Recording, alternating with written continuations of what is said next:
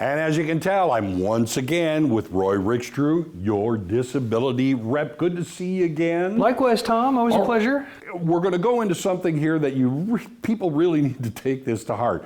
If you're talking about filing for disability claims, stuff like this, you have to prove things. You can't just, they're not going to say, oh, he's a nice guy and he's got a limp, you're good. That's right. It's a proactive approach. You have to be very proactive in getting yourself approved for disability. And part of that starts with taking a look at your medical records. You know, folks come in all the time, they have a whole list of complaints.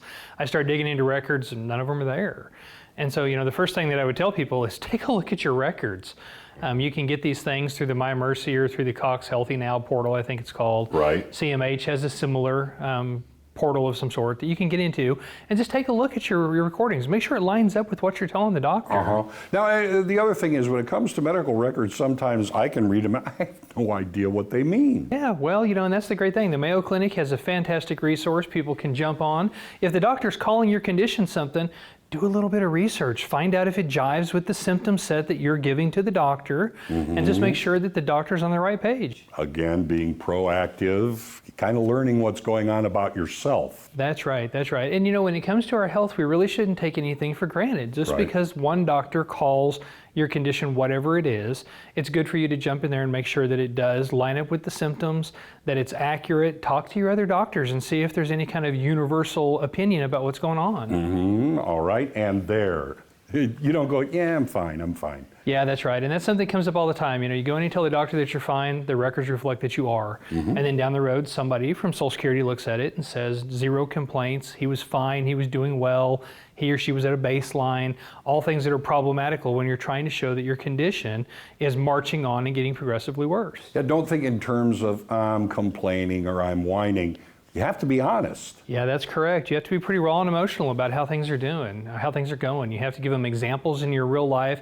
It's important you talk to the doctor about the ways that you're failing. And that's hard for us to want to go in and talk about the ways that we're failing. Well, many times, especially men, we're not sick until the doctor tells us. So if we don't reveal something, okay, he said I'm fine, that goes against you in this kind of thing. Well, it is. And you know, our pride hurts us a lot of times, especially when it comes to Social Security disability. The rose-colored glasses are the same ones that the adjudicators are going to look through in the end. And oftentimes you don't want that rose-colored perspective. This is very important to always keep in mind. You know, it's amazing. We'll see a lot of times a primary care physician will be completely unaware of the fact that you have a back doctor, an orthopedic surgeon that's working on your case. They don't know about each other. They don't have lunch together. They don't talk about your case once a week. So it's real important that you keep one doctor informed about what the other doctor's doing, about the visits, about the problems they're treating, and as importantly, the medication they're prescribing. And I would just assume, you know, just as a general, it's like, let one doctor know what this one is diagnosed, what he thinks, because health often, it all dovetails. Yeah, one thing that's interesting in records, you'll see, especially like on back conditions, the primary care doctor will say normal strength, normal range of motion, etc. They become aware of an orthopedic doctor. They request those notes internally, and the next thing you know, there's a whole different perspective.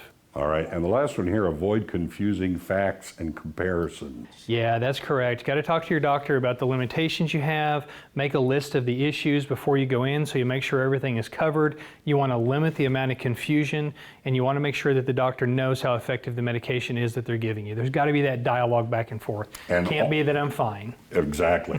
All of this that we've talked about, you know, through the years, it all, you know, kind of boils down to it's good to have someone in your corner who knows what they're doing. Yeah, most definitely it is. And we're here at the Your Disability Rep. The QR code will set up an appointment with me directly. You can also give me a ring. The number on the screen there rings directly to my desk. Happy to talk to people, have time to meet with people each day.